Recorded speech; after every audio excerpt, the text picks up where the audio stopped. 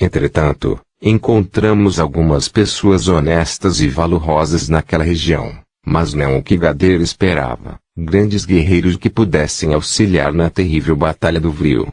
Tratava-se de pessoas simples e trabalhadoras, que, inclusive, ofereceram-nos hospedagem. A princípio, já tínhamos decidido voltar naquela noite mesmo.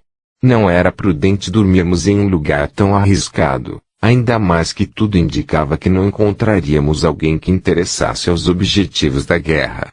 Nossa notável sensibilidade apontava claramente para isso. Mas foi só nosso agradável anfitrião surgir com uma jarra de guaianás para nos estendermos mais um pouco naquela visita. Ele falou-nos sobre a vida na região e como a falta de assistência do governo central estava agravando a formação dos jovens, que se corrompiam cada dia mais por falta de estímulo ao estudo e ao trabalho. Sem ser ofensivo, ele procurava indicar soluções para reverter o triste quadro daquela região, aproveitando a presença de visitantes tão ilustres. Querendo ser educado, intervim, dizendo-lhe, um tanto entediado com suas palavras, já que todos morreriam dentro de uma semana mesmo. Entendo, caro amigo, mas creio que esse é um mal generalizado em toda a Atlântida. Desde que esquecemos os bons ensinamentos de nossos antepassados, tudo mudou. Ele ergueu as sobrancelhas e falou, com respeito: vejo, meu jovem, que essa capa preta não obscureceu totalmente sua visão.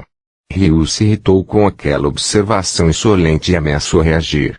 Eu lhe fiz um sinal e disse, tomando mais um gole do guaianás, que esquentava nosso sangue de forma especial naquele clima mais gélido do que estávamos acostumados: deixe, Ryu. O velho tem razão. Um sorriso amarelo tomou conta de meu rosto, enquanto eu meditava sobre as palavras simples mas verdadeiras daquele aldeão. Claro que me senti muito incomodado com aquela reprimenda. Quem aquele velho pensava que era para me interpelar daquela maneira? Em outra situação, certamente ele já estaria morto pela ousadia, mas relevei sua atitude. Pouco depois, surgiu na sala sua filha. Algo nela me encantou. Era uma menina simples do campo, sem a malícia e o jogo de interesses das moças da capital do império. A necessidade de viver um amor verdadeiro e sincero me fez fraquejar e olhar para aquela jovem mulher com um carinho muito especial, algo além do simples interesse sexual ao qual estávamos tão habituados. Havia dias em que eu me cansava daquela vida de poder e perversão. O desejo de resgatar a rotina tranquila e equilibrada que vivia ao lado de Evelyn tomava conta de minha alma e me deixava pensativo. Arnash e Ryu se preocupavam com esses meus devaneios, acreditando ser uma depressão ou algo mais preocupante. Com o tempo, perceberam que era algo que havia se tomado natural em minha personalidade e nem mais se importavam. Quando me viam assim, simplesmente saíam sem nada dizer, porque, mesmo que falassem algo, não seriam ouvidos. Naqueles momentos, eu mergulhava em um mundo íntimo, só meu. Creio que nosso anfitrião percebeu, então, meu interesse por sua filha e chamou-a para conversar conosco. Não achei estranho aquele seu gesto. Qual pai não gostaria de casar a filha com um sacerdote do Vril e tirá-la daquele mar de dor e pobreza em que viviam? Todos sabiam que magos negros não casam como nos contos de fadas, mas só a oportunidade de fazer parte do harém de um sacerdote do Vril já permitiria uma vida de conforto e poder inimaginável para uma menina simples do campo, ainda mais daquela região que se tornava, dia após dia, um cenário de caos e decadência. Mesmo que Gader não explodisse toda aquela região, os moradores de lá já tinham seus destinos traçados, uma vida de dor, privação e sofrimento. Ela se chamava Ravena e foi muito gentil, porém reservada. Certamente, percebeu o esforço do pai em nos agradar. Conversamos até muito tarde e depois aceitamos sua hospedagem, mesmo com o quarto oferecido não estando à nossa altura. Arnash e Ryu estavam tão bêbados que nem protestaram. Caíram em um sono pesado e profundo e até mesmo roncaram, algo raro para um Atlante. Eu também estava muito cansado. Mas, Antes de dormir, teci uma rede vibratória com frio, em todo o entorno do quarto, para proteger-nos. Nosso anfitrião observou esse procedimento com certa mágoa. Eu lhe fiz um sinal gentil e disse-lhe, não se chateie. Essa precaução tem por objetivo defender-nos de estranhos a esta casa. Não desconfio de você e de sua filha.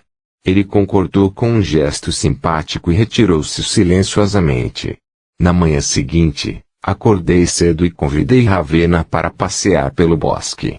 Ela tinha os cabelos castanhos, parecidos com os de Evelyn, o que me trazia agradáveis recordações. Senti meu coração se aquietar e acreditar na possibilidade de amar verdadeiramente de novo, mesmo 20 anos depois de dezenas de relações tumultuadas e distantes. A voz suave e melodiosa da jovem me encantou, e as histórias divertidas sobre sua infância me fizeram sorrir sem reservas. Ela me convidou para andar a cavalo, coisa que eu não fazia havia muito tempo. Passeamos descontraidamente pelo entorno do lago, debaixo dos parcos raios de sol daquela região. Observamos a beleza das flores e fizemos todas aquelas pequenas coisas que aliviam a alma e tornam a vida feliz. As mãos de Ravenna eram delicadas, e sua pele jovem era de uma beleza realmente indescritível, apesar de ser uma moça sem o fino trato da elite da capital. Seu jeito calmo e meigo me trazia paz. Eu estava cansado de relacionamentos febris e repletos de cobranças e ameaças. Também estava cansado de mulheres passionais, bem ao estilo de Electra.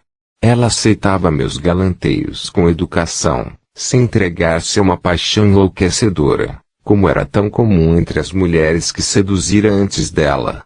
Talvez isso tenha me cativado ainda mais. Além disso, ela parecia não se importar com minha elevada posição social. Era algo mais do que isso, porém, no momento, não percebi. Somente me dei conta quando já era tarde demais. Arnash e eu acordaram por volta do meio-dia, como era nosso costume. Convidei Ravenna para nos acompanhar, e fomos realizar uma última avaliação pela cidade. Enquanto os amigos comentavam sobre os hábitos do povo simples, eu fiquei traçando teses sobre o motivo que nos tinha levado até ali. Em minha ingenuidade, acreditei que o espírito de Evelyn tinha me levado a intervir na reunião de Gader somente para eu conhecer Ravenna. Sim, o motivo de termos ido até aquela região já fora atendido e estava esclarecido. Eu estava meditando sobre essas questões, quando ouvi um grito de horror e indignação. Era Arnash. Fomos ver o que tinha acontecido. E ele nos falou, com repulsa, esses selvagens estão comendo carne de animais, assim como os macacos do mundo primitivo. Ele cuspiu no chão, com desprezo, e completou, bichos comendo bichos. Rio e eu nos aproximamos e analisamos aquela cena com curiosidade. Era a primeira vez que víamos habitantes de Atlântida, na quarta dimensão, alimentando-se de carnes de animais, um fato realmente chocante para aquela civilização superior.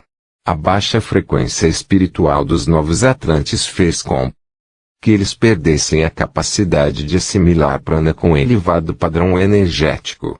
O fluido cósmico universal já não os alimentava naturalmente pela respiração.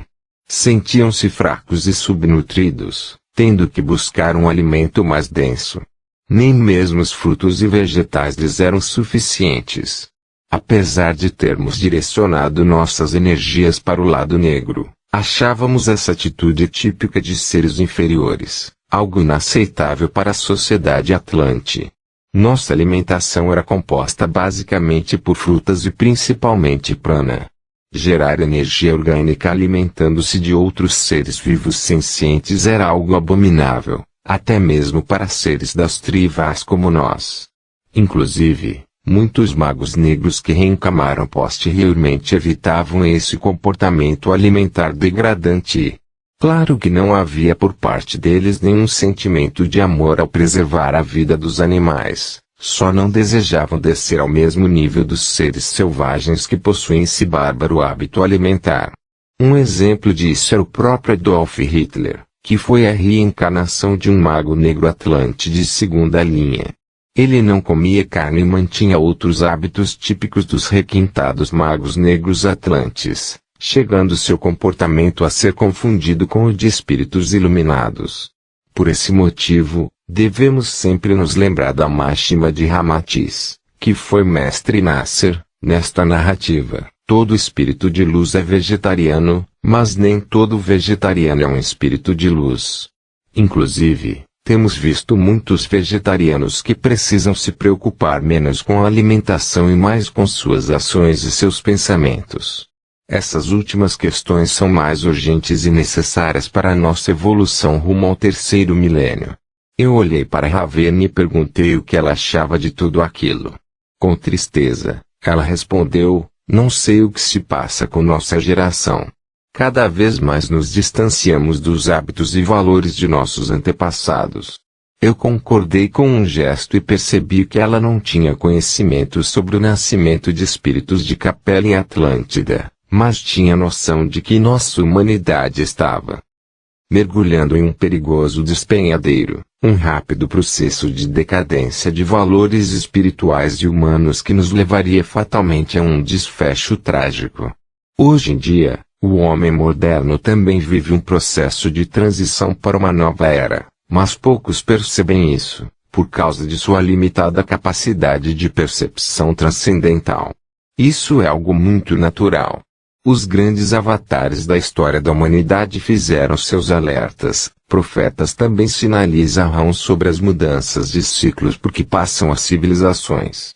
Todavia, as mudanças são lentas e sutis, e somente as almas que possuem uma sensibilidade superior e estão em alerta percebem os movimentos de transformação, tanto físicos como espirituais, que abrangem todo o planeta. Eu a abracei e falei: existe uma explicação para isso. Quando chegar o momento, eu lhe contarei. Ela me olhou com seus misteriosos olhos claros, que pareciam estar ávidos por conhecimento, enquanto seguimos explorando a região. Arnash e eu seguia mais à frente.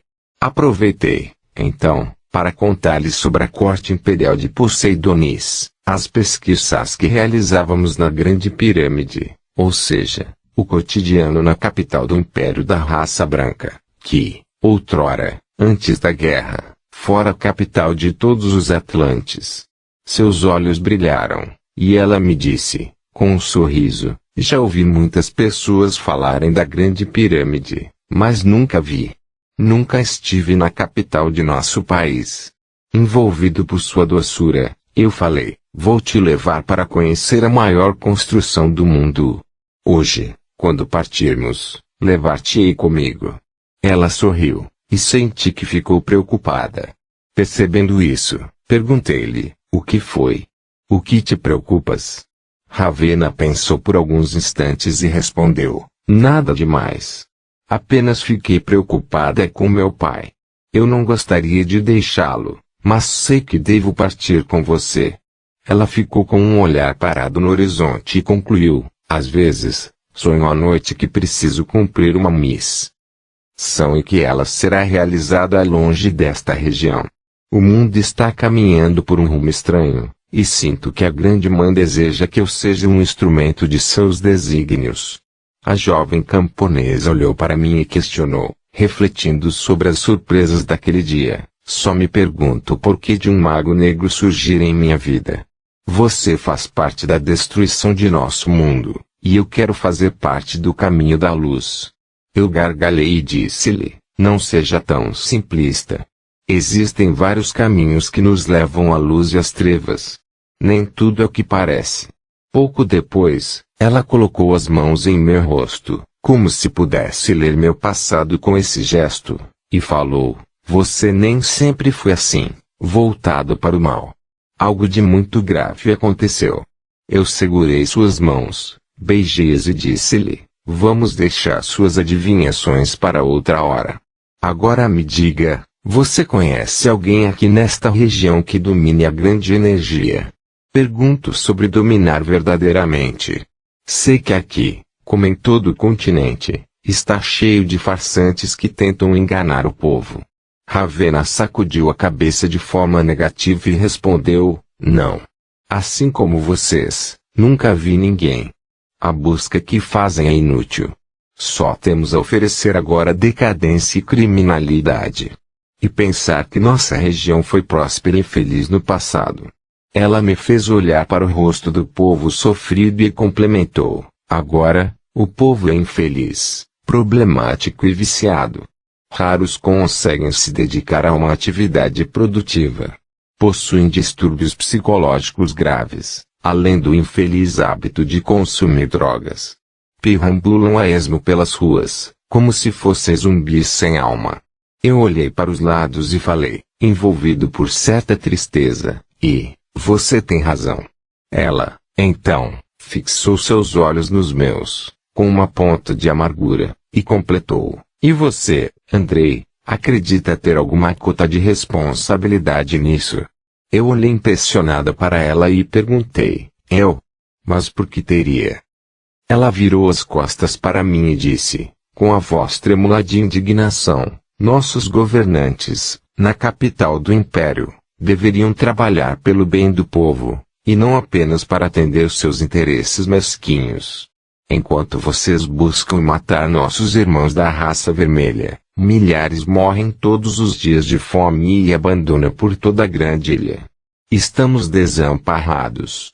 É esse o papel que devem exercer os responsáveis pelos destinos de nossa nação? Aquela sua reação, em vez de me indignar, causou-me uma admiração ainda maior. Eu a abracei pelas costas e disse-lhe: as coisas não são assim tão fáceis. Se fossem, eu mesmo já teria feito de tudo para solucionar esse confronto terrível que rouba a vida de milhares de jovens.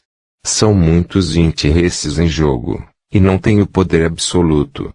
Gader e Atlas é que regem nossos destinos.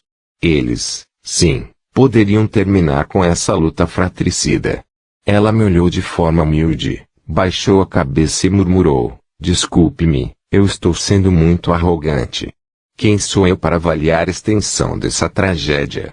Somente não consigo me conformar com essa situação, em que tantas pessoas vivem de forma tão miserável, enquanto, na capital, parece que se vive um grande conto de fadas. E muito injusto, alguns poucos vivem em um luxo extremo, e a grande maioria, na penúria. Eu olhei para o horizonte e concordei com ela. Sim, é injusto. Mas é esse o mundo que temos. E é difícil achar respostas para isso. Como nossos antepassados faziam para manter o mundo em perfeito equilíbrio? Sinceramente, não sei dizer.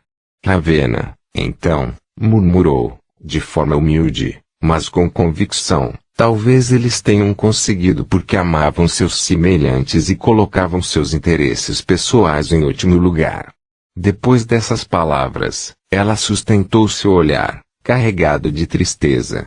Eu ia responder-lhe, mas fui chamado por Rio para ver de perto outra situação bizarra. Eu passei a mão delicadamente em seu rosto emoldurado pela tristeza e disse-lhe: outra hora nós conversaremos mais sobre este assunto. Quando chegarmos à capital e você vir um mundo mais belo que este, creio que seu coração deixará de lado toda essa amargura. Em seguida, caminhei em direção a eles e observei os hábitos, as expressões faciais e o comportamento daquela nova geração. Eram atlantes, mas com a alma primitiva. Eu olhei para os amigos e disse-lhes: se eu fechasse os olhos e surgisse nesse lugar repentinamente, não saberia distingui-lo do mundo primitivo da Terra. E vocês sabem que o conheço muito bem. A diferença é que aqueles povos eram simples e sofridos, mas lutavam para manter sua dignidade. Lá, eles labutavam diariamente para ascender rumo a uma condição mais digna, mas aqui parece o contrário. Eles concordaram comigo, e eu lhes falei, com um olhar sombrio: vamos embora deste lugar miserável. Que eles cumpram seu destino dentro de poucos dias. Não merecem viver. Anashi sorriu e perguntou, com malícia: e a menina, vai levá-la para a capital? Mais uma para seu harém? Daqui a pouco, você terá que dormir na rua, de tantas mulheres que estão morando em seu apartamento. Eu me virei para ele e observei-a perdida em seus pensamentos. Em meio àquele ambiente sujo e deprimente, Respondia o amigo, sim, gostei dela. Talvez Ravenna me traga grandes alegrias. Estou precisando de novas experiências para aliviar o sofrimento de minha alma.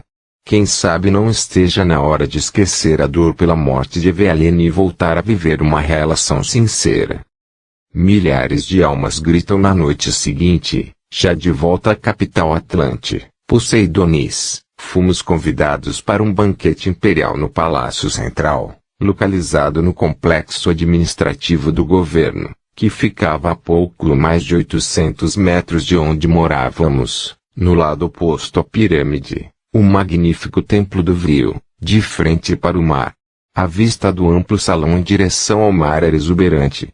O calçadão próximo à orla, o farol alto e imponente, os prédios ao redor, tudo demonstrava o luxo e os cuidados que tínhamos com a região mais importante de todo o reino. Isso sem contar a fabulosa pirâmide, sempre reluzente símbolo de nosso avançado desenvolvimento tecnológico. As festas organizadas pelo governo eram majestosas. Noites absolutamente inesquecíveis, onde éramos brindados com os melhores espetáculos artísticos de toda a Atlântida.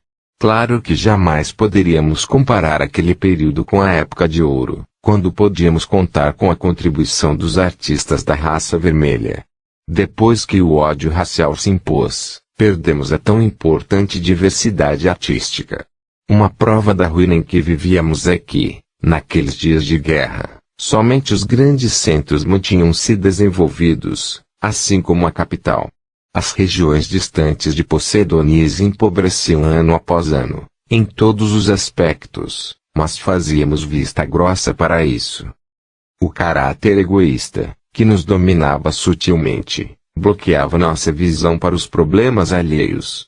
Só mantínhamos próspero aquilo que fizesse parte de nossos interesses.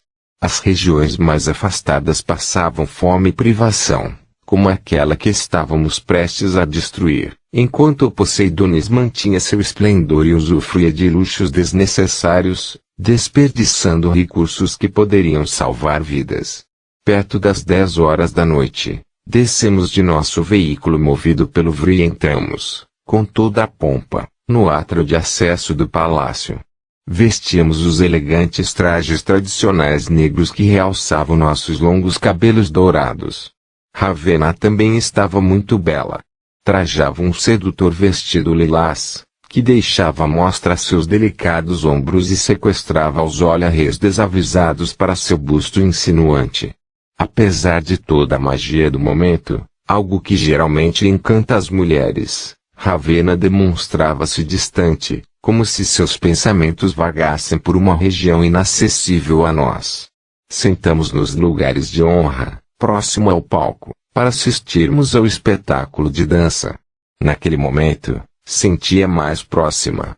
O evento era realmente grandioso e de uma beleza invulgar, o que provocava no íntimo das pessoas sentimentos nobres.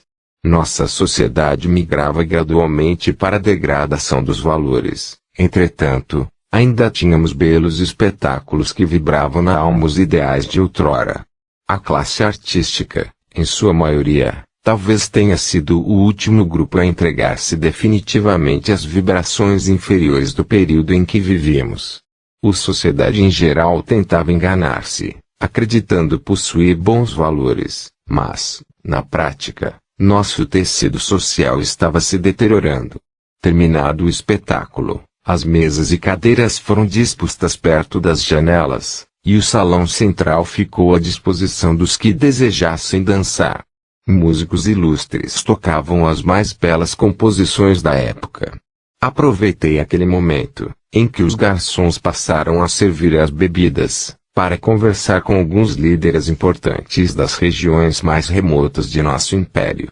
Ravenna, sempre ao meu lado, acompanhava meus comentários sobre a guerra com atenção. Ela também analisava, com espanto, o comportamento dos demais convidados da festa. Os homens demonstravam arrogância e malícia. As mulheres não disfarçavam sua futilidade e inveja umas para com as outras. Ao verem Ravenna ao meu lado, fuzilaram-na com olhares de desprezo. Era impossível não sentir o mal-estar irradiado por elas. Perdida em seus pensamentos, a moça se questionou se valeria a pena viver naquele lugar.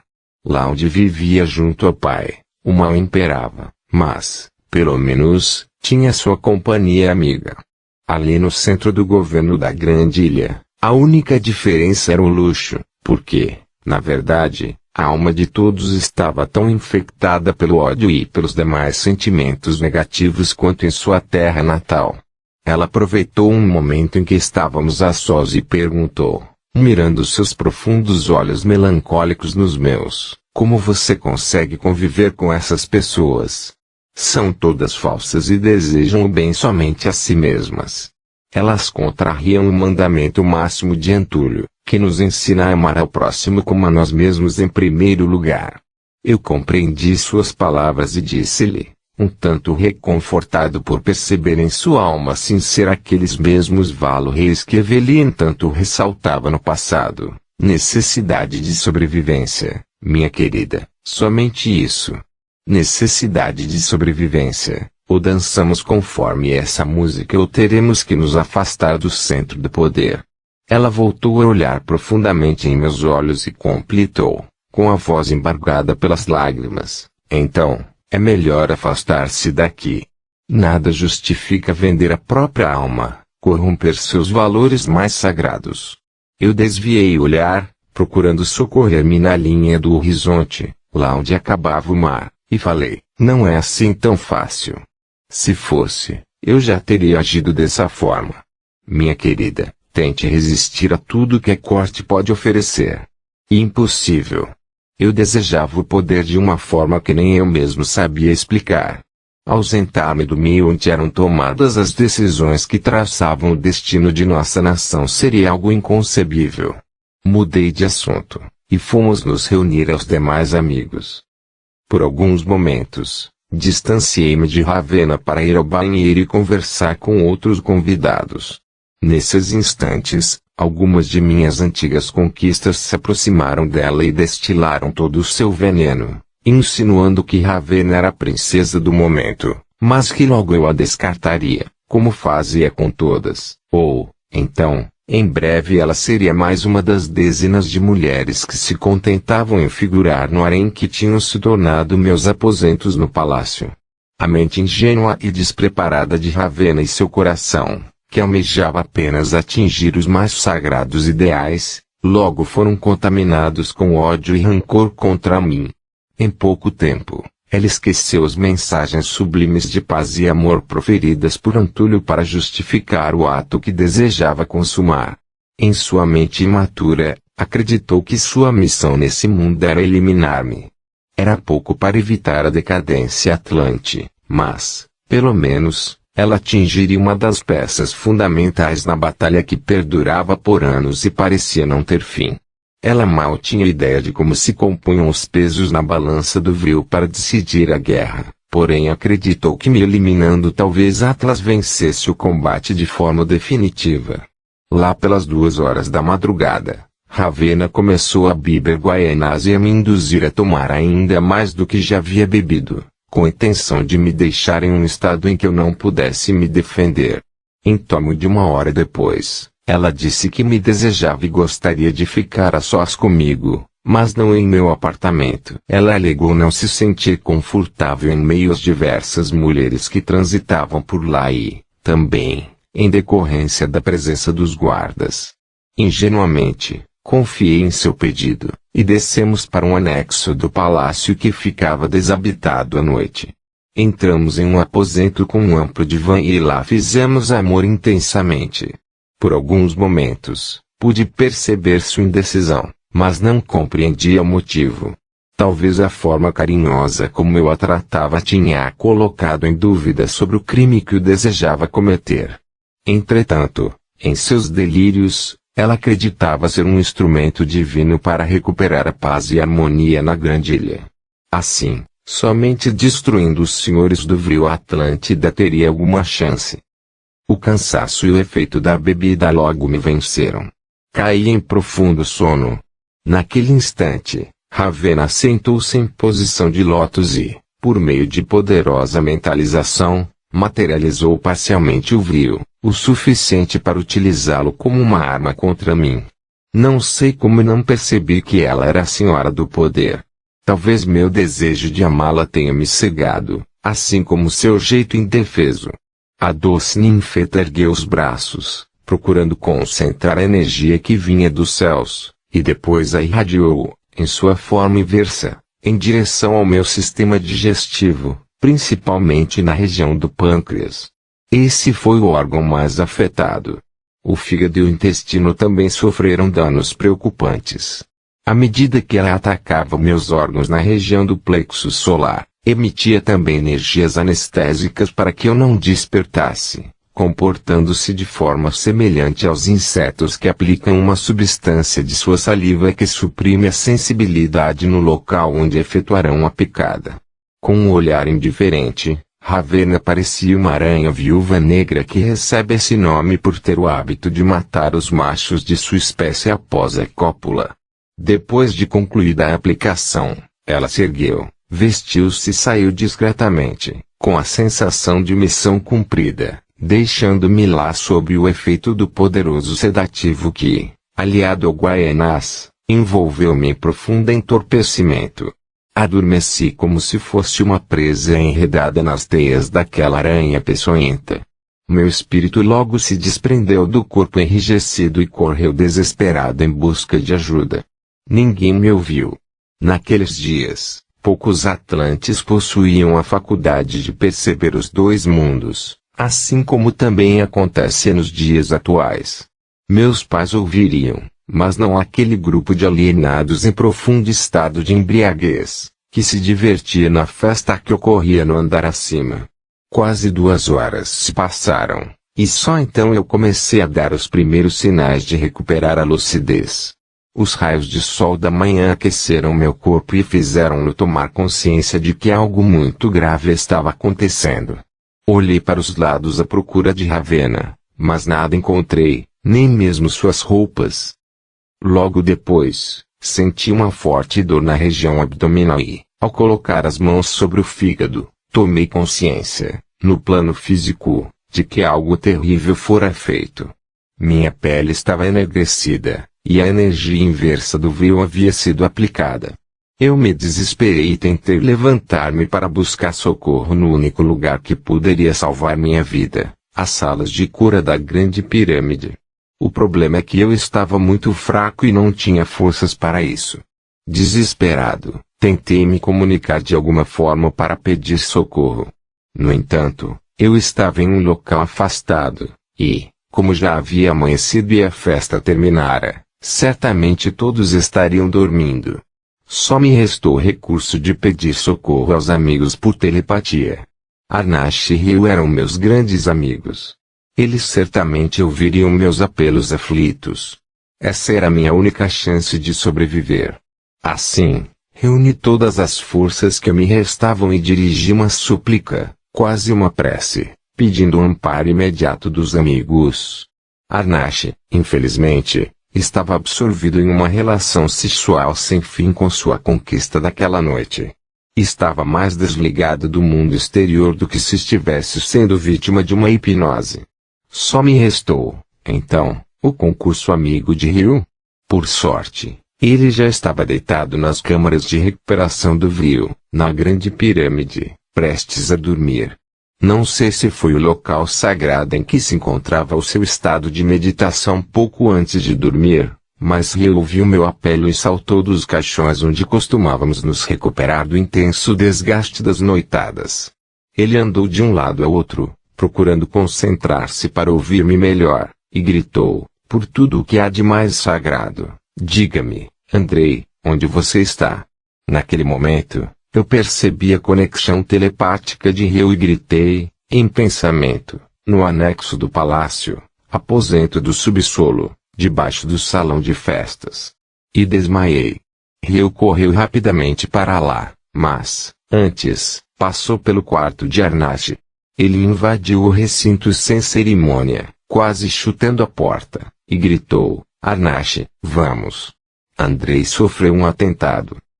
Alucinado amigo ficou por alguns instantes de boca aberta, sem acreditar no que estava acontecendo. No entanto, vendo a angústia de Ryu, jogou para o lado a mulher que estava sobre ele e vestiu-se rapidamente. Em seguida, ambos correram pelos corredores, até o local indicado por mim. Chegando lá, encontraram-me em estado quase cadavérico. A pele estava branca como a de um morto, o rosto, chupado e com profundas olheiras, e a região estomacal, completamente enegrecida.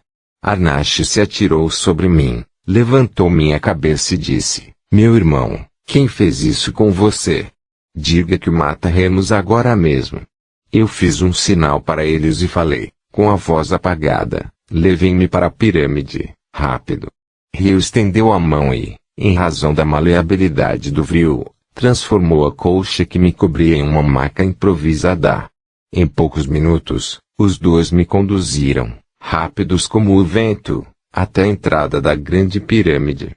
Ao passarmos pelo portal de acesso, as correntes do frio que percorriam as paredes começaram a emitir sons estranhos, como se fossem gritos de pássaros agonizantes.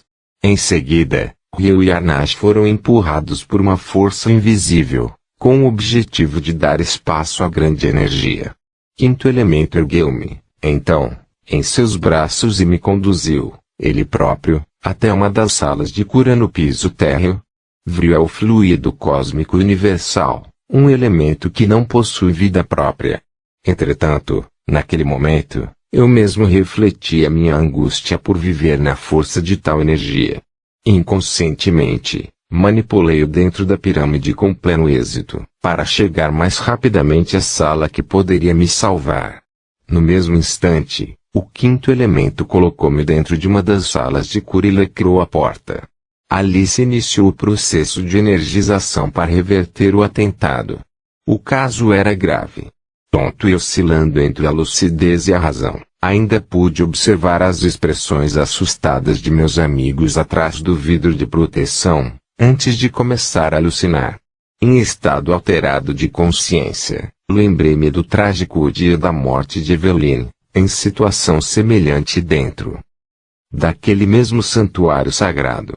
Assim, passei várias horas delirando e, nesses delírios, percebi a presença do espírito de Eveline, procurando amparar-me naquele momento difícil. Já não sabia mais se estava vivo ou morto. E isso não me importava também. Só queria sair daquele estado angustiante de sofrimento. A dor que sentia nos órgãos internos era atroz. E, se eu estava desencarnado, queria ver Eveline. Portanto, em meus delírios, quando em estado de vigília, eu a chamava a todo instante, até cair novamente em sono profundo, para recuperar-me. Somente 2 dias depois escapei do risco de morte. O poder absoluto do frio na grande pirâmide havia revertido a bruxaria realizada por Ravenna. Fui transferido para outra sala, onde meu corpo foi mergulhado em uma solução energética, também à base do frio, para acelerar o processo de renovação do tecido necrosado. Arnashi e Ryu foram visitar-me e, olhando no fundo dos meus olhos, perguntaram-me, enquanto meu corpo plenamente relaxado boiava no líquido viscoso de tonalidade violeta, que fazemos com essa maldita traidora? Só não a matamos ainda porque acreditamos que você deseja fazer isso com as próprias mãos. Eu estava com uma máscara de oxigênio por estar submerso no líquido curador, portanto, apenas respondi com o pensamento, com os olhos chispando de raiva. Fizeram bem. Mantenham-na presa. Eu resolverei isso assim que sair daqui e estiver recuperado. Eles fizeram um gesto afirmativo e se retiraram bem mais tranquilos por perceberem minha inegável recuperação. Vale lembrar que a morte de um poderia significar o extermínio dos 3, já que Gader não simpatizava com nossas posições. No mínimo, o desaparecimento de um de nós colocaria os demais totalmente em suas mãos, obrigando os sobreviventes a passarem por todo tipo de humilhações. Só tínhamos força para enfrentar Gader unidos. Individualmente, seríamos incapazes de afrontá-lo. Ravenna foi colocada em uma cela especial, já que tinha demonstrado dominar de alguma forma o frio. e lá aguardou até que eu pudesse resolver aquele problema pessoalmente. Demorei 5 dias para me recuperar. Nesse meio tempo, ela ficou sabendo, por meio de outros prisioneiros, dos planos de Gader de utilizar a bomba magnética na região em que morava. Seu pai estava condenado à morte, e ela nada poderia fazer. Em uma atitude desesperada, pediu a visita de Anashi Ryu, para solicitar uma intercessão por seu pai, já que pedir para não realizar o ataque seria absolutamente inútil. Ryu olhou com desprezo e disse, não sem antes desferir uma violenta bofetada em seu rosto. Quem poderia ouvi-la você tentou matar. Nem teu pai nem você sobreviverão. Veja pelo lado bom, em pouco tempo, vocês encontrar-se-ão no reino do espírito.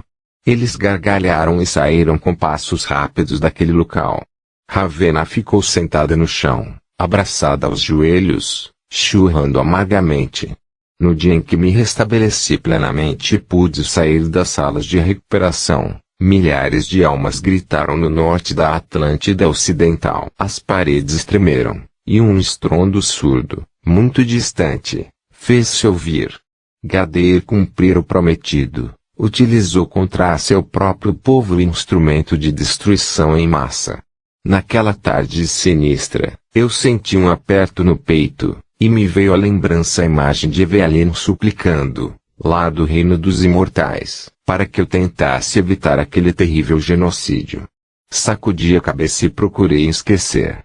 Já tinha passado por muita tristeza naqueles dias para recordar mais uma. Entretanto, senti algo muito estranho naquele instante. No princípio, imaginei que era algo relacionado com meu precário estado de saúde, mas não era. A detonação da bomba tinha afetado gravemente o corpo de Gaia. O planeta ficou ferido, assim como eu estava naquele momento. O fluido cósmico universal morreu naquela região, vitimado pelas emanações radioativas da explosão ocasionada pela reação em cadeia das partículas de Vrion desarranjo. A mesma força que Gaia cedia-nos para a vida fora utilizada para feri-la gravemente. Naquele instante, pensei que era melhor prestarmos mais atenção nas manifestações de Gaia, antes que, para poder equilibrar-se, ela simplesmente resolvesse se livrar de uma parte da biosfera, a nova civilização Atlante, que era justamente a razão maior de seu desequilíbrio. Caminhando com passos lentos e sempre com a mão sobre o abdômen, dirigi-me até a cela onde se encontrava Ravena. Eu tinha a impressão de que meus órgãos internos iriam se desprender da cavidade abdominal, uma sensação terrível. Ao ver-me, ela se levantou do chão lentamente. A doce e assustada menina usava apenas um vestido transparente e estava com os pés descalços naquela laje fria. Nem assim perdia seu encanto. Com os olhos chispando de ódio, mais por insegurança do que por raiva, ela falou-me, vamos, seu monstro, utilize seu poder maléfico para executar-me. Ainda muito fraco, eu respondi, com voz cansada, quase um suspiro rouco. Você não entendeu nada mesmo. Acredita que me atacando irá mudar algo? Este mundo já está condenado. Meus pais já haviam me dito isso. É inútil lutar contra a coletividade. Por mais que eu ou você façamos algo, a soma dos interesses de toda a nação é que definirá o destino da grande Atlântida. E é fácil ver qual será esse destino: morte e destruição. A grande ilha está chegando ao fim de seus dias. Ela, então, colocou as mãos sobre o rosto e começou a chorar. Eu caminhei em direção à saída e disse-lhe, amanhã a buscarei para executar sua condenação. Nesse outro mundo que você irá viver, terá mais chance de encontrar a perfeição que tanto procura. Ravena baixou os olhos e respondeu, pelo menos ficarei ao lado de meu querido pai. Você poderia tê-lo salvo, mas não o fez. Eu me aproximei das grades e disse-lhe, cada pessoa deve viver seu destino. Era o destino dele morrer na terra em que sempre viveu. 2 grossas lágrimas desceram de seus olhos, era o meu também, e você me tirou de lá. Compadecido por sua dor, passei a mão em seu rosto, secando-lhe as lágrimas, E falei: não, mulher abençoada, seu destino é viver para cumprir sua verdadeira missão, que nunca foi, nem nunca será matar alguém. Não se trabalha pelo bem ceifando vidas. Um brilho surgiu em seu olhar, e ela abriu a boca para tentar perguntar-me sobre o que eu havia decidido, mas eu girei sobre os calcanhares e saí, sem dar-lhe ouvidos. No dia seguinte, voltei à sua cela e pedi que ela fosse conduzida ao veículo de transporte que nos aguardava no estacionamento. Em seguida, demonstrei o desejo de partirmos a sós, sem nenhuma escolta. Arnash e Rio demonstraram preocupação, mas eu os tranquilizei. Disse que estaria bem esperto e que desejava executá-la em um local significativo para mim, sem a presença de testemunhas. Rio sorriu com o canto da boca, e Arnash deu de ombros, demonstrando indiferença. Ravena sentou-se no banco do passageiro, encolhida, com o olhar assustado, e partimos. Pouco depois da decolagem, ela me olhou como um animal acuado e perguntou-me: para onde você está me levando? Eu fiz um sinal para a linha do horizonte e disse-lhe, com indiferença: primeiro, vamos passar por sua antiga casa. Quero ver como tudo ficou após a explosão. Tenho interesse em ver de perto qual o potencial dessa arma letal. Ela sentiu um calafrio, mas não rejeitou a ideia. No fundo, Ravena ainda tinha a esperança de talvez encontrar o velho pai com vida. Mas isso era impossível, nada mais que o desejo inocente de uma filha que muito amava o pai. Ao nos aproximarmos da zona de impacto, tive de acionar os escudos de proteção energética da nave. As ondas magnéticas ainda oscilavam no perímetro da explosão, desestabilizando a atmosfera e o ambiente. A aterrissagem foi difícil. Os sistemas alimentados pelo brio da nave pareciam não encontrar combustível para mantê-la estável. Aterrissamos praticamente planando em uma colina que dava vista para a antiga cidade em que vivera Ravena. E de lá observamos, em silêncio, por longos minutos, o poder devastador daquele artefato maligno. Centenas de milhares de mortos estendidos pelo chão, um tapete fúnebre sem fim.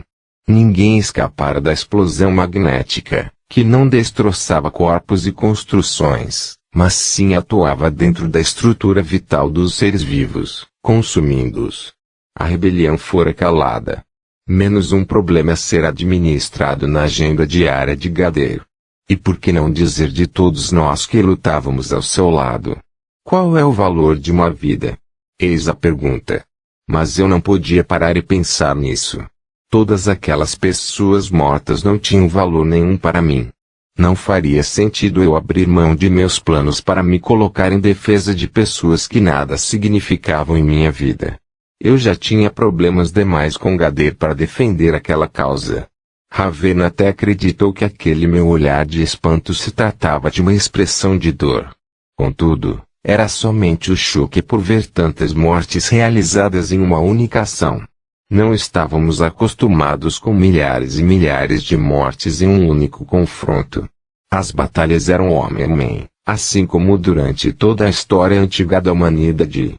E as lutas travadas com o Vril eram como um grande jogo de xadrez, em que as peças não tombavam, apenas se estabelecia o conjunto de forças, e a perigosa balança do Vril pendia de um lado ao outro.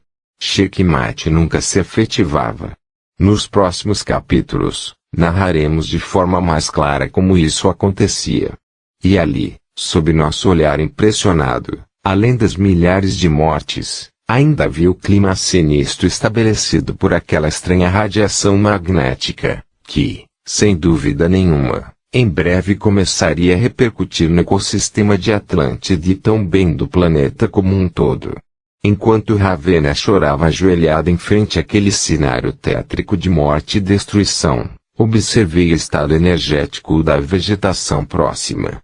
As plantas tinham perdido o fluido vital. Logo, elas morreriam também, assim como qualquer organismo que ficasse exposto àquela irradiação magnética por longo período. Depois de meditarmos um pouco, tentamos partir. Eu não tinha ideia do efeito da energia magnética, mesmo sob a Tensão do escudo da nave. Além do mais, ela poderia afetar os instrumentos de navegação e ação do vril para locomovê-la. Tivemos alguma dificuldade para fazer decolar a nave. Então, pedi que ela ajudasse, utilizando seu poder com o vril, para executarmos o processo. Ela estranhou e perguntou por que isso estava acontecendo. Eu meditei por alguns instantes e disse-lhe: a explosão exterminou o fluido cósmico universal nesta região. Resumindo, não temos vril suficiente na atmosfera para alimentar os motores da nave. Desde o início desta época de Trivas, o quinto elemento vem se tomando cada vez mais raro em Atlântida, assim como ocorre no mundo primevo.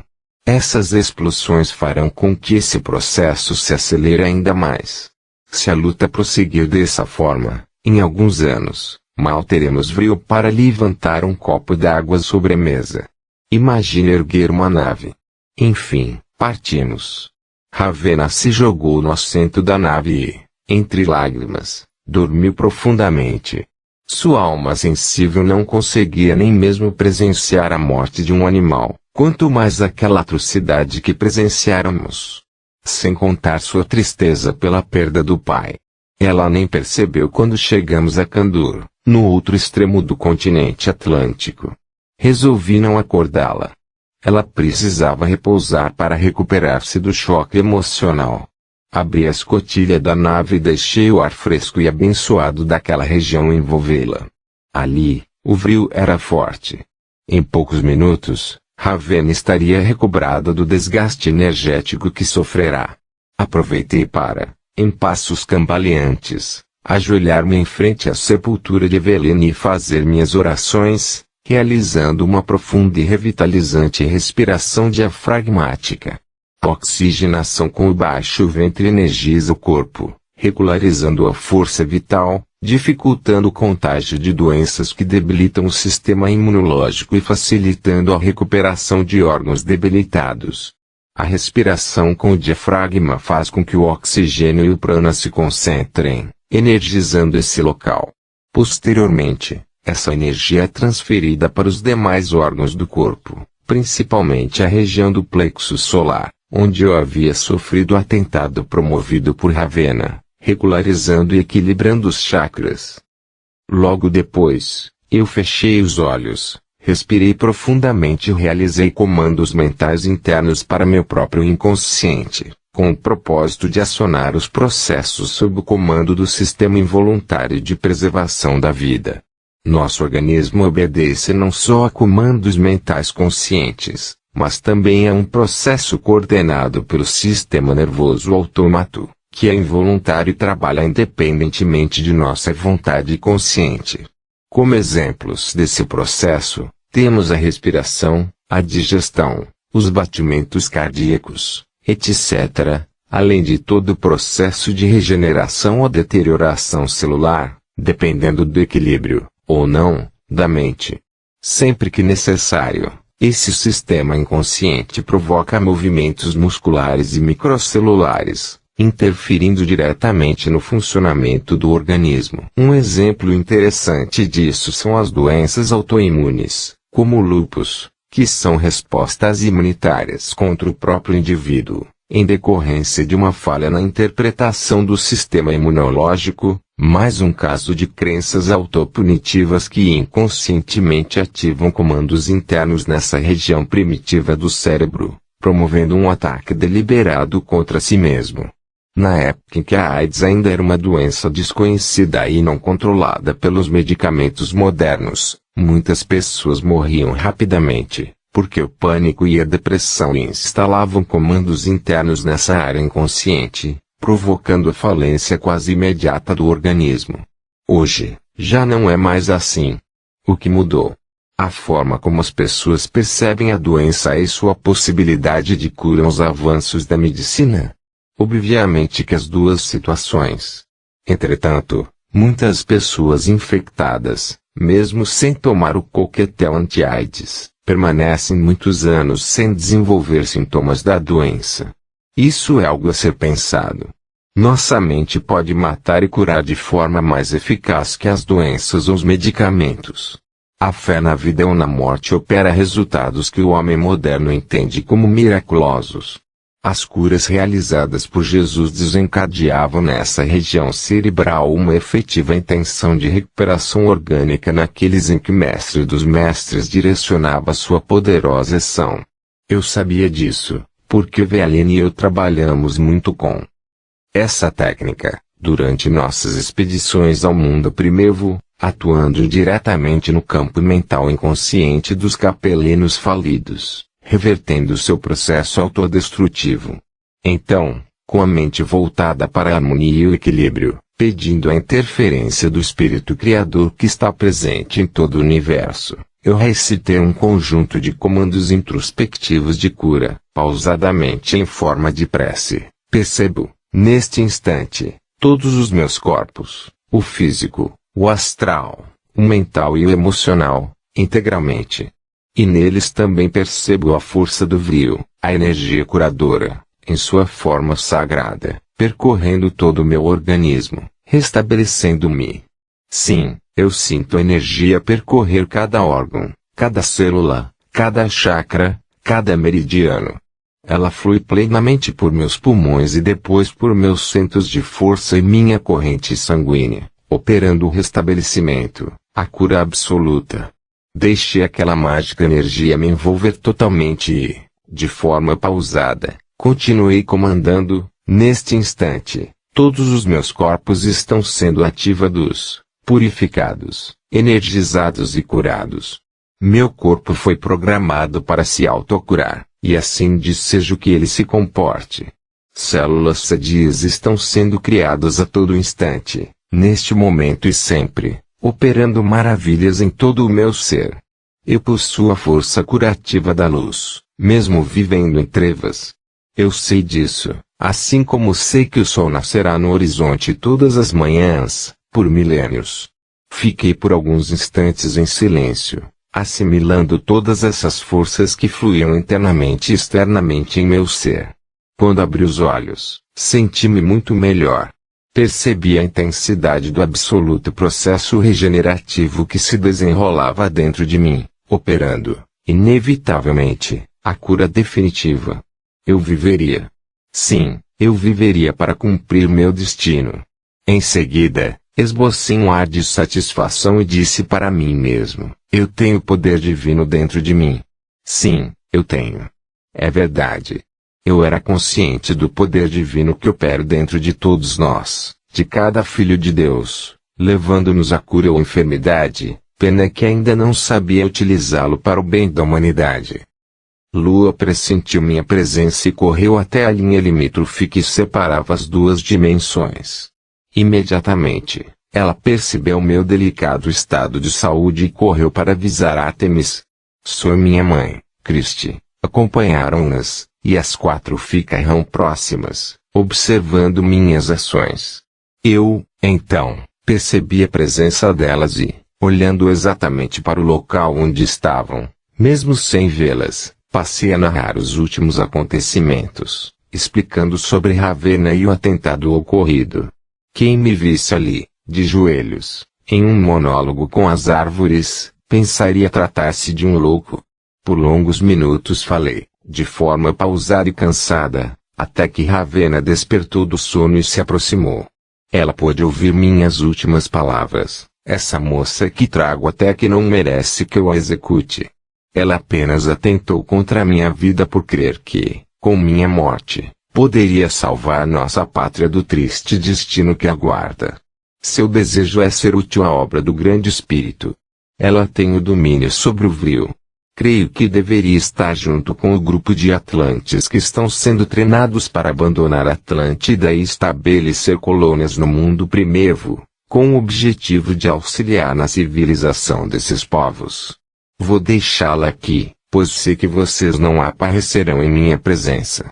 Assim que eu partir, por favor, abram o portal para que ela possa entrar, caso concordem com meu pedido.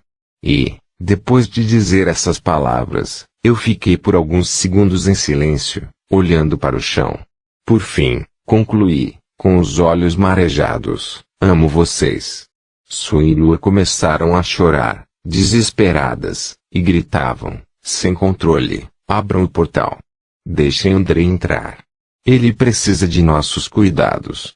Pelo amor de Deus, abram o portal. Artemis e Christie tiveram que ampará-las. A ligação que existia entre nós era realmente impressionante. A proximidade delas deixava-me também em estado de profunda melancolia e saudade.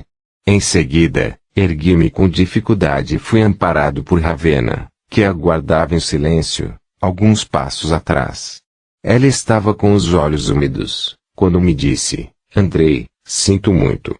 Creio que me enganei a seu respeito. Sinceramente, esse não era meu perfil. Ravenna fora poupada apenas por ser uma bela mulher que me interessara de forma especial.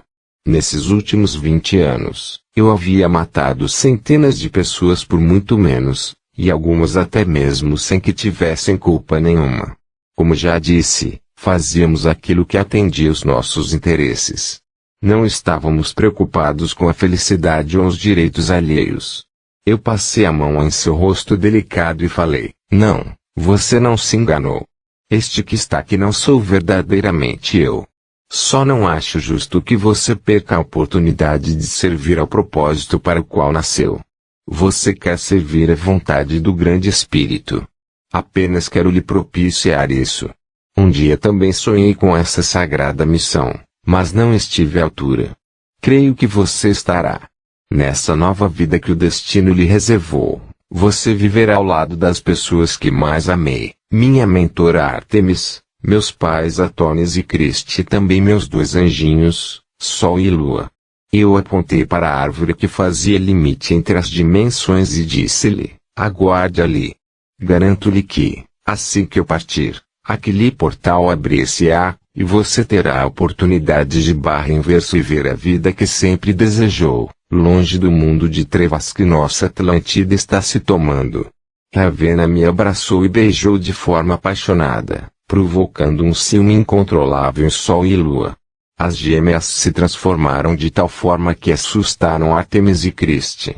Os olhos delas ficaram vermelhos, como corria com todo o Atlante enraivecido, e elas gritaram, parecendo dois demônios possessos: afaste-se dele, sua assassina. O estado de desequilíbrio das gêmeas foi tão grande que tiveram de ser amparadas e retiradas das proximidades do portal. Eu nada percebi dessa reação das meninas, apenas me virei e caminhei em direção à nave. Ravenna, sem saber o que fazer, correu em minha direção e falou, indecisa: eu quero ficar com você. Eu sorri para mim mesmo, ironizando meu terrível poder de sedução, e disse-lhe: não quero, não. Você só está confusa e influenciada pela emoção. E, olhando nos olhos dela, completei: além do mais, eu não posso confiar em você e vice-versa. Devemos seguir destinos diferentes. Ravenna ficou me observando com olhos tristes, enquanto eu entrava na nave e partia sem olhar para trás, carregando em meu íntimo o mundo sombrio que construíra para mim, durante todos aqueles anos. O chamado das gêmeas. O sol se punha no horizonte, sobre o mar, lançando seus derradeiros raios abençoados nas montanhas de Kandur. Mais precisamente, banhando com sua luz dourada a escola de formação dos Atlantes de boa índole, que estavam sendo educados para migrar para o mundo primitivo e lá miscigenar definitivamente a cultura e a genética atlante com a civilização primitiva da Terra. Christie, naquela tarde, ensinava aos seus compenetrados alunos o caminho para cultivar os verdadeiros valores da alma, com o objetivo de consolidar uma futura humanidade harmoniosa e alicerçada nos princípios sagrados do amor universal. A escolha fora sábia. Os jovens atlantes, mesmo sendo espíritos advindos do exílio de Capela, demonstravam ter alma nobre. Por incrível que pareça, nenhum dos escolhidos decepcionou ou teve de ser afastado. Absolutamente todos estavam sendo aprovados com louvor para a missão. E não poderia ser diferente. Atonis consultou os mentores espirituais e o mapa astrológico dos candidatos para verificar se estariam à altura do desafio. Nem todos os espíritos exilados são criminosos contumazes. Algumas vezes, é necessária uma experiência de desterro para mundos distantes, para despertar almas que se prendem demasiadamente aos seus paradigmas. De certa forma, foi isso que aconteceu comigo e Eveline, mais particularmente com ela. Que, mesmo tendo sido exilada de Capela, obteve uma evolução rápida e satisfatória na Terra. Naqueles dias, Christie e Atones, meus pais naquela existência, dedicavam-se com fervor a esse trabalho de formação de seus diletos alunos. Meu pai acreditava, inicialmente, que a humanidade capelina em Atlântida venceria suas falhas de caráter, mas, quando percebeu que isso não seria possível, entristeceu-se por um tempo.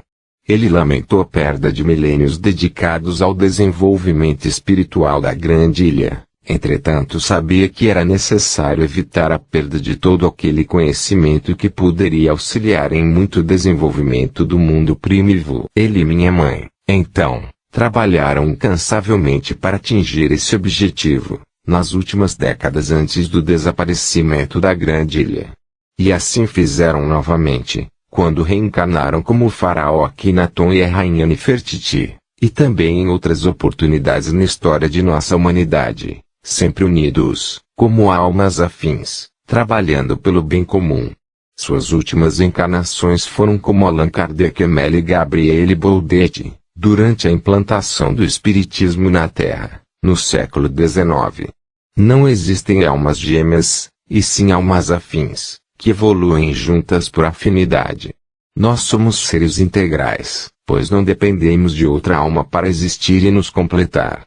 Entretanto, criamos afinidades especiais em nossa infinita jornada evolutiva, fato que nos leva a amar de forma mais intensa esses espíritos que nos são mais próximos do coração. Mas, com o passar dos milênios, abandonamos essa característica, digamos assim, mais humana, e partimos para um amor verdadeiramente espiritual e universal, assim como o do Cristo, que é igualitário a todos os seres do universo, independentemente de afinidade. Esse sentimento de amor especial a determinado espírito é algo característico em nosso atual nível evolutivo. E assim foi com essas duas grandes almas, que, pouco a pouco, foram migrando para esse estado de amor universal e ilimitado. Quanto nós temos que aprender ainda. Às vezes, não sabemos amar nem quem nos ama. Imaginemos amar aqueles que nos são indiferentes ou aqueles que nos causam mal. Isso é característica somente de grandes almas. Mas um dia chegaremos lá, pois esse é nosso destino, essa é a vontade de Deus. E quanto mais cedo caminharmos nessa direção, mais fácil será chegar a esse destino, sem dor, sofrimento e karmas desnecessários. Mestre Nasser também trabalhava com afinco ensinando sua profunda filosofia espiritual e os importantes conhecimentos que obtivera no campo da administração de uma grande sociedade, função que exercerá durante grande parte de sua vida gerenciando a terra de Poseidon. Com seu pensamento arguto e retilíneo, ele impressionava os alunos com conceitos simples, mas plenamente eficazes, demonstrando que a maior habilidade do sábio está em resolver as coisas complicadas com simplicidade. A colônia de Candura havia se tornado um precioso foco de luz em meio às trevas em que nosso país mergulhara. Enquanto por toda a Atlântida reinavam o caos e a desesperança, lá, um pequeno grupo de sábios iluminados instruía discípulos honrados, de ambas as raças, que se amavam como verdadeiros irmãos. A atmosfera dentro da bolha dimensional criada a lembrava os anos dourados da grande ilha. O sol parecia ter um brilho mais dourado, e o prana, alimento sagrado dos Atlantes, era de uma riqueza incomparável com o do restante do reino, que já passara a viver entre duas dimensões, a material e a semimaterial. Nesse ambiente de amor e fraternidade, alguns escolhidos casaram e constituíram famílias, inclusive gerando filhos. Em breve, os demais solteiros poderiam ingressar na dimensão primeva da Terra e casar com as mulheres de lá. Tal fato gerou a lenda dos deuses gigantes que desceram dos céus para casa rense com as mais belas mortais de diversos reinos. Alguns desses atlantes seriam eleitos reis pelos povoados que os abrigariam, por causa de sua sabedoria do espírito de liderança para movê-los em direção ao progresso e ao bem-estar. Os conhecimentos de medicina, engenharia, filosofia, agronomia e, principalmente, o domínio cônjuge seriam determinantes para se destacarem no mundo primitivo da Terra. Essa nobre geração de Atlantes, por exemplo, permitiu notável avanço até a quarta dinastia egípcia. Depois desse período, os egípcios retomaram ao culto politeísta, influenciados pelos espíritos primitivos da terra e pelos ambiciosos capelinos, que lucravam com a crença em vários deuses. Os manipuladores e ambiciosos sacerdotes de Amon eram, em sua grande maioria, antigos capelinos. Atones reencarnou na 18ª dinastia egípcia como faraó Akhenaton, para tentar reverter esse atraso que ia de encontro com a programação de preparar a encarnação de Jesus em meio a uma nação monoteísta.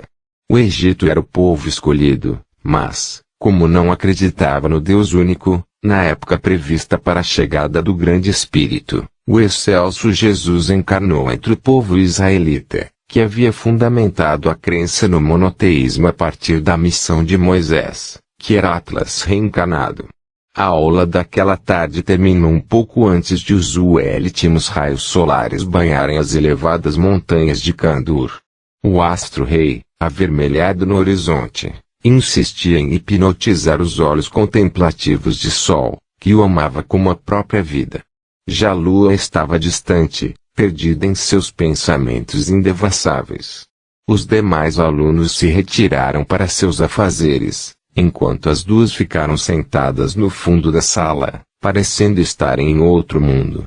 Christie lançou um olhar significativo para Artemis, e as duas grandes mulheres se aproximaram das jovens de raríssima beleza.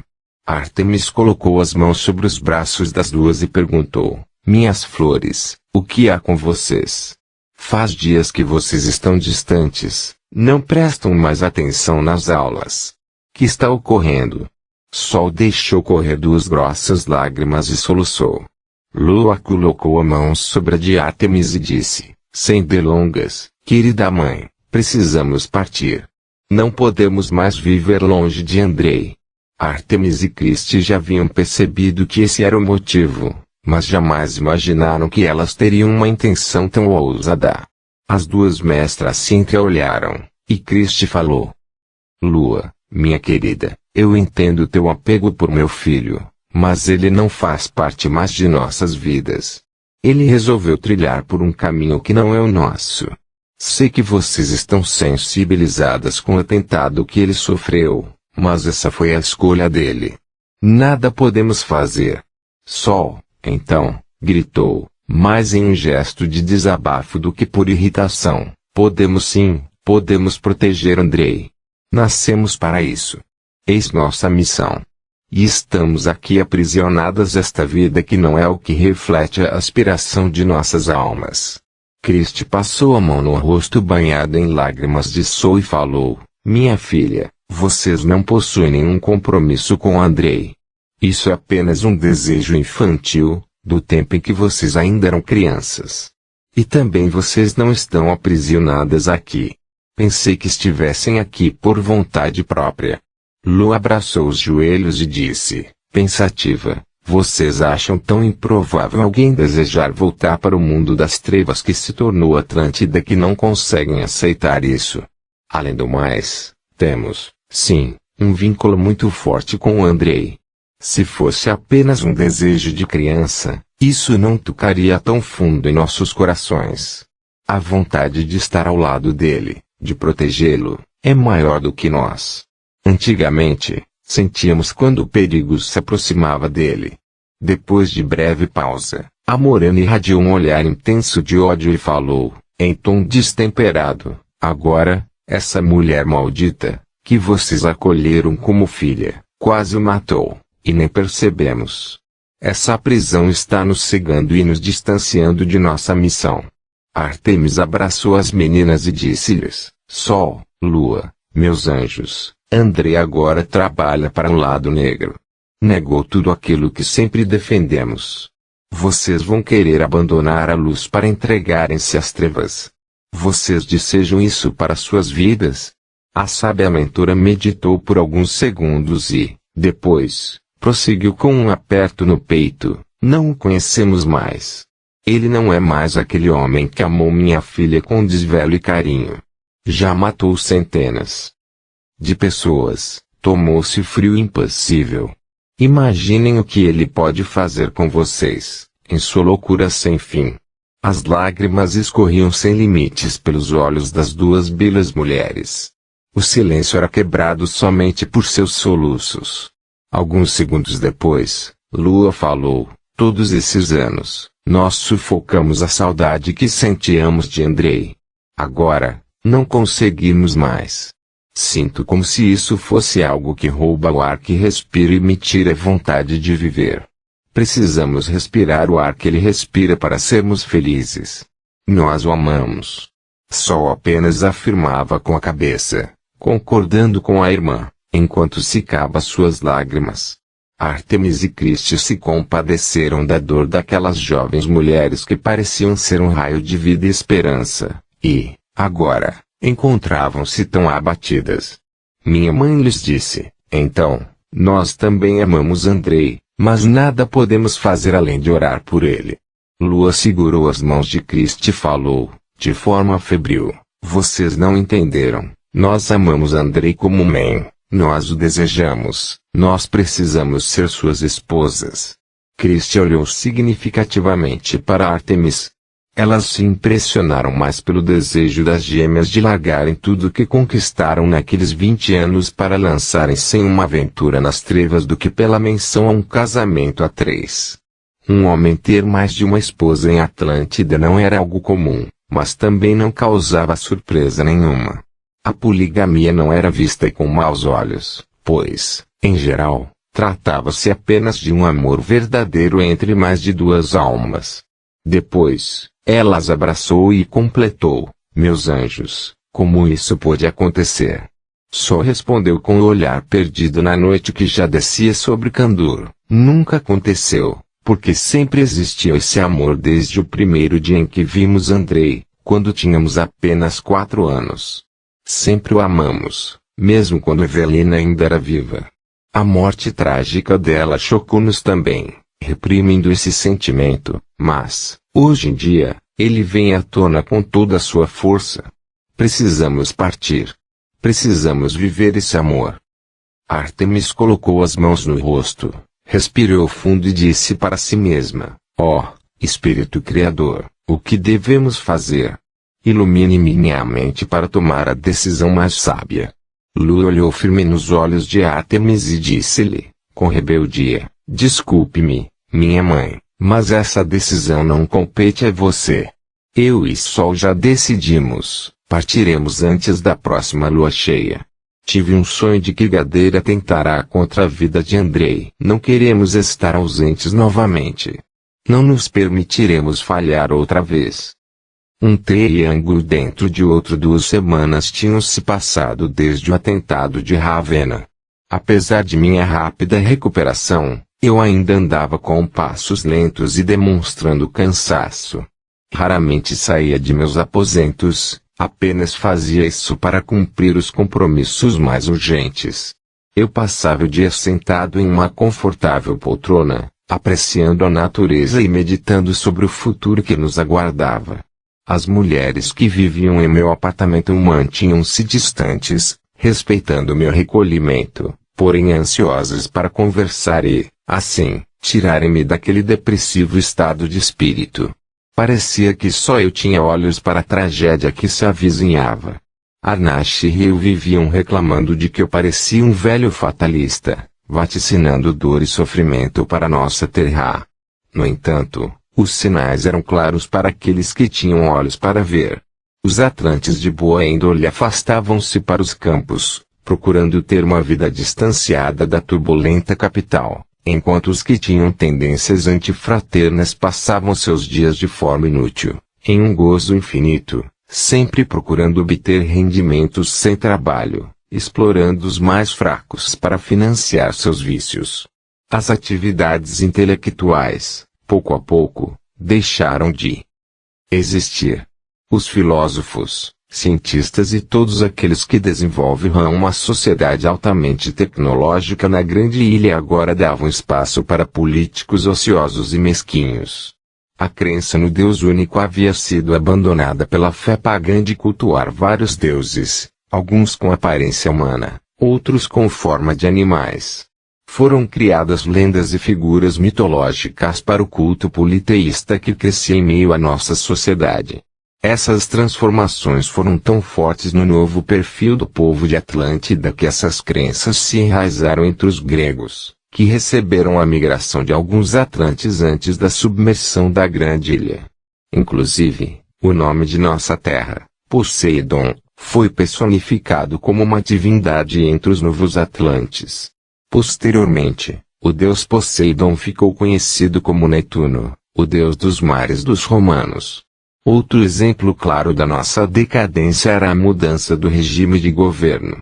A democrática sociedade atlante passou a ser governada por dois cruéis ditadores, Gadeir, no Ocidente, e Atlas, no Oriente. O desfecho disso era inevitável. O espírito criador não permitiria que continuássemos colocando o planeta em risco com nossos avançados conhecimentos sobre o frio e com os estudos do Sol Negro, o temível raio de antimatéria que estávamos a um passo de dominar. Apenas uma gota de antimatéria poderia resultar em uma bomba de 20 quilotons, dependendo de sua frequência de aniquilação. Em breve, teríamos poder para destruir o planeta, independentemente do frio, do qual perdíamos o domínio paulatinamente. A civilização atlante, a cada ano que passava, flertava mais perigosamente com o caos. Meus pais falavam, quando eu era apenas uma criança, que uma bola de fogo surgiria nos céus, anunciando o momento em que o fim estaria próximo. Naqueles dias em que estava convalescendo, eu ficava até altas horas acordado, bebendo guaianás e olhando para a abóbada celeste, procurando o astro que deflagraria o apocalipse atlante, como se eu estivesse chamando para mim. No fundo de minha alma, desejava que ele se chocasse contra meu peito para causar-me a mesma desintegração total que Evelino sofrerá. Eu respirava o ar puríssimo da floresta atlante e batia no peito, dizendo, com voz rouca, venha e cumpra seu papel, demônio dos céus.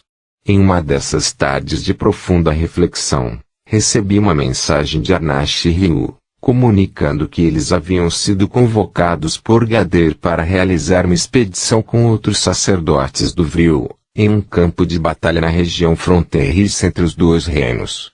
Não dê importância a isso, apesar de evitarmos ao máximo nos distanciar, já que nossa segurança dependia de estarmos sempre unidos.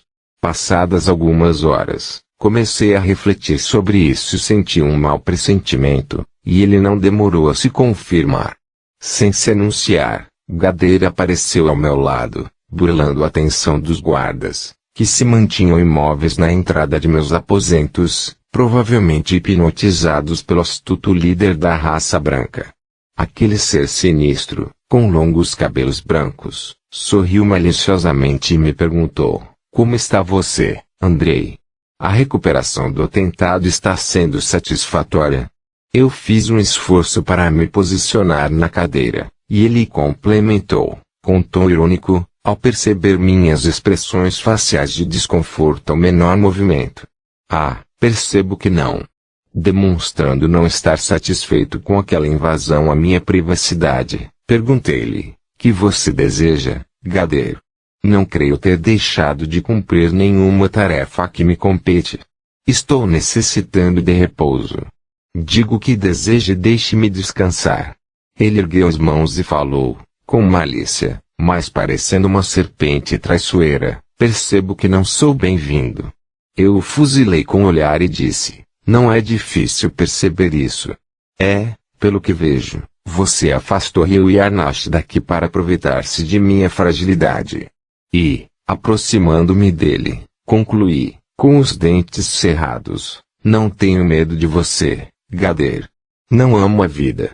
Viver ou morrer para mim nada significa. Tenha certeza de que, se você tentar algo, pode até me matar, mas sairá fraco daqui, abrindo brechas para Atlas desequilibrar definitivamente a balança do Vril a favor dele. Será o fim da guerra e, consequentemente, seu fim.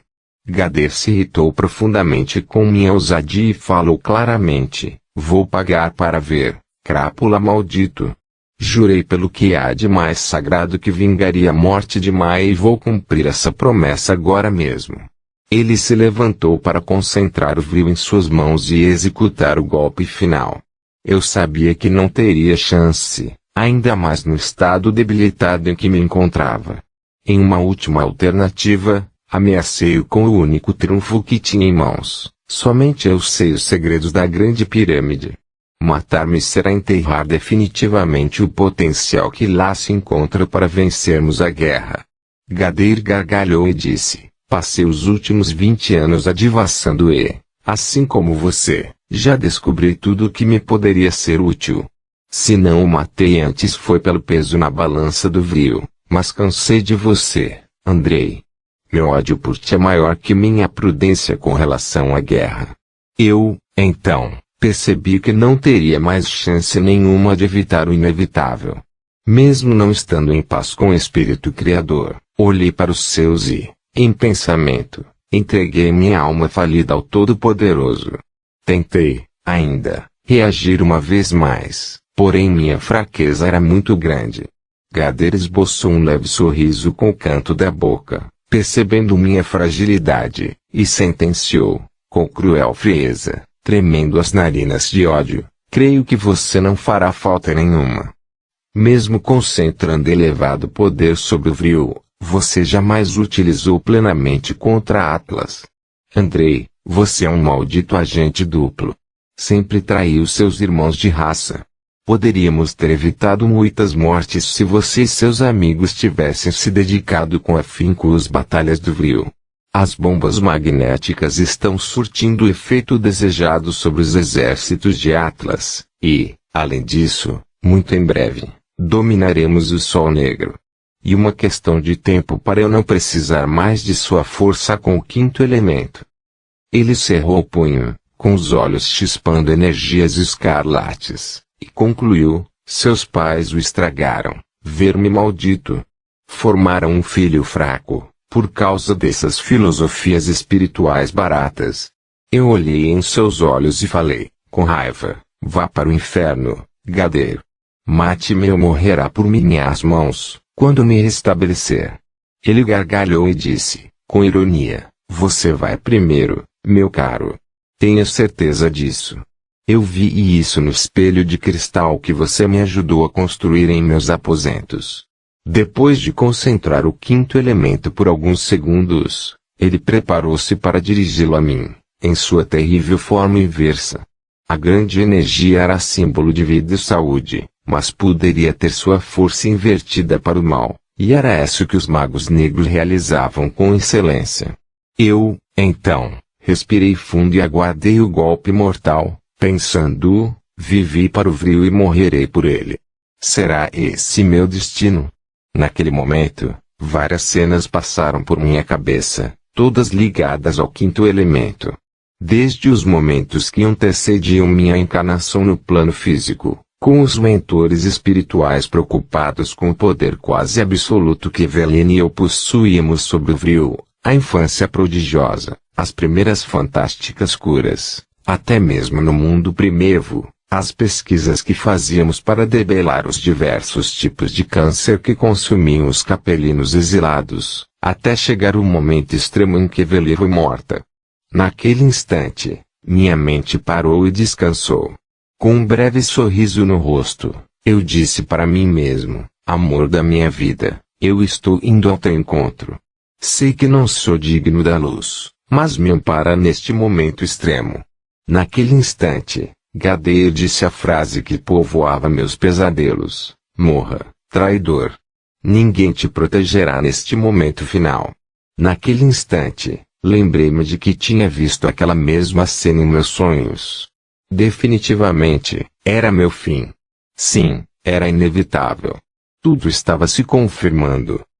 Entretanto, aquele que rege nossos destinos e está presente em toda a criação parecia sempre me oferecer insólitas surpresas. Senhoras, mesmo eu não sendo um filho digno de orgulho a sua grandiosa obra, ele insistia em me manter no palco da vida humana.